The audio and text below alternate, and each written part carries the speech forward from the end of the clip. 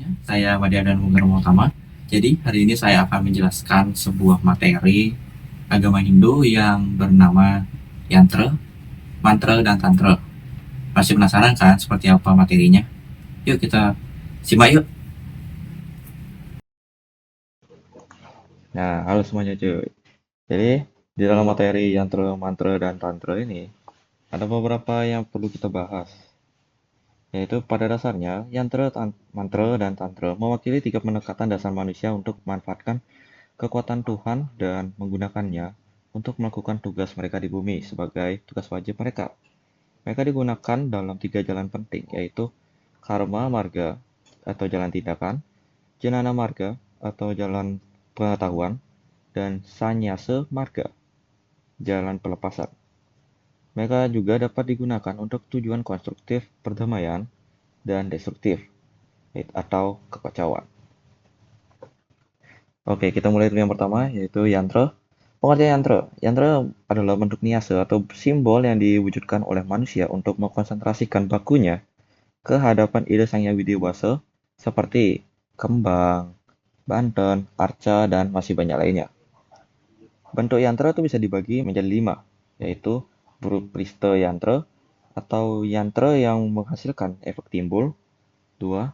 Meru Prista yantra atau yantra berbentuk gunung. Yang ketiga, Meru Prastar yantra, yantra yang dipotong. Terus berikutnya ada Ruram Prista yantra, yantra yang membentuk mandala segi empat dengan bentuk seperti pundak kura-kura. Dan yang terakhir ada Patala yantra, yantra yang memiliki bentuk seperti Meru Prista yantra tapi terbalik. Berikutnya ada pengguna yantra. Yantra diciptakan menggunakan benda, simbol, suara, nama, dan bentuk tertentu untuk memohon kekuatan dewa untuk salah satu dari 5 tujuan, seperti menciptakan, menegakkan, menyembunyikan, memanifestasikan, dan menghancurkan. Yantra bertindak sebagai pusat energi sementara, dan mereka memancarkan energi spiritual atau kekuatan dewa yang memimpinnya. Nah, yang kedua ada mantra. Pengertian mantra, mantra adalah sebuah kombinasi kata yang sangat kuat yang didengar oleh orang bijak dan dapat membawa seseorang mengucapkannya melintasi lautan lahiran kembali. Mantra juga bisa diartikan sebagai sebuah kata yang dapat dipergunakan untuk mewujudkan keinginan spiritual ataupun keinginan material. Jenis-jenis mantra. Mantra dapat dibagi menjadi 3, yaitu mantra suatu daya pemikiran yang diberikan dalam beberapa kata, khususnya para guru atau para orang-orang suci, atau bisa disebut oleh mantra dikse. Berikutnya ada stotra, doa kepada para dewata yang dipergunakan untuk kepentingan umum. Biasanya digunakan untuk upacara-upacara adat. Berikutnya ada kawaca mantra, dipergunakan untuk perlindungan diri. Berikutnya jenis-jenis mantra yang lebih spesifik. Mantra juga dapat dibagi menjadi 3, berdasarkan Kitab Nirukta Vedanga. Yaitu pertama adalah paroksa mantra. Mantra dengan kesulitan tinggi yang dibutuhkan sabda Tuhan dan diperlukannya pemahaman yang cukup tinggi. Berikutnya, Atyamika mantra. Mantra dengan kesulitan rendah dan mantra ini dapat dicapai dengan penyucian diri. Yang berikutnya, Pratyaksa mantra. Mantra yang cukup umum digunakan baik orang yang belum melakukan penyucian diri. Berikutnya, kualitas mantra. Kualitas mantra dapat dibagi menjadi 3, yaitu Sarvika mantra yang bersifat produktif, Rajasika mantra bersifat protektif, dan yang terakhir Tamasika mantra bersifat destruktif. Terlepas dari hal itu, mantra dapat memberikan manfaat secara maksimal. Sakti, Siddhi, Suci dengan serada, yaitu keyakinan, bakti, rasa hormat, sadhana, disiplin, canda teknik, dan kriya kegiatan. Penggunaan mantra bisa didasari dengan waktu yang digunakannya. Yang pertama, Nitya Karma Puja dilaksanakan setiap hari. Yang berikutnya, Sandhya Vandana dilaksanakan setiap pertemuan. Yang ketiga, Japa atau Namas Maranam diucapkan berulang-ulang demi menciptakan arti yang lebih mendalam. Berikutnya, Naimitika Karma Puja dilaksanakan pada waktu-waktu tertentu saja. Berikutnya, yang ketiga ada Tantra. Pengertian Tantra adalah latihan rohani yang mengangkat manusia untuk memperluas pikirannya. Tantra juga menghantarkan manusia yang tidak sempurna menjadi sempurna. Tantra adalah ilmu pengetahuan kerohanian yang muncul pertama kali dan diajarkan di India pada tahun 7.000 tahun silam.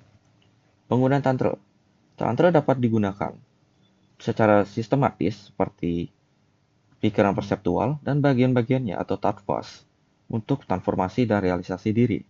Mereka dianggap sebagai penghalang dalam pembebasan karena masih terikat dengan triguna, yaitu satwika, rajasika, dan tamasika. Dan siklus kelahiran dan kematian sebagai instrumen alam, mereka bertanggung jawab atas modifikasi pikiran dan tubuh.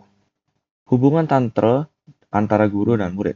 Dalam ajaran Siwa, dikatakan bahwa guru itu memiliki 3 tingkatan. Yang pertama, golongan guru yang mengajari sedikit dan tidak melanjuti ajarannya. Berikutnya, golongan guru yang mengajar dan membimbing muridnya sebentar. Tipe guru seperti ini, guru yang mengajar hanya seperlunya saja dan menyuruh muridnya untuk mempelajarinya lebih lanjut lagi. Terus yang berikutnya, golongan guru yang mengajar dan membimbing murid-muridnya hingga akhir. Dalam ajaran Siwa dikatakan bahwa ada 5 latihan tergantung sifat-sifat muridnya, yaitu mada, kasar dan material, tapi juga halus dan rohani. Mamsa, pengendalian ucapan. Yang berikutnya marsya, pengendalian nafas. Yang keempat, mudra, memelihara hubungan yang membantu kita dan menghindari sesuatu yang mengganggu kita. Dan yang kelima adalah maituna, pengendalian seksual. Berikutnya ada ajaran Kundalini. Kundalini adalah kekuatan dalam bentuk spiral atau energi yang ada dalam diri kita. Kundalini juga sering disebut sebagai Kundali Sakti, kekuatan Kundali, karena Kundali ini tidak dapat digambarkan secara pasti dalam istilah energi karena pada saat itu belum ada pengertian akan energi dan masih belum ditemukannya. Dan tidak ada pengertian yang sebenarnya yang belum bisa kita pastikan. Bahkan pengertian mengenai Kundali ini masih rancu sekali dalam penggunaannya maupun dari kitab-kitab yang sudah ditranslate. Ilmu ini sudah ada dari 7.000 tahun yang lalu.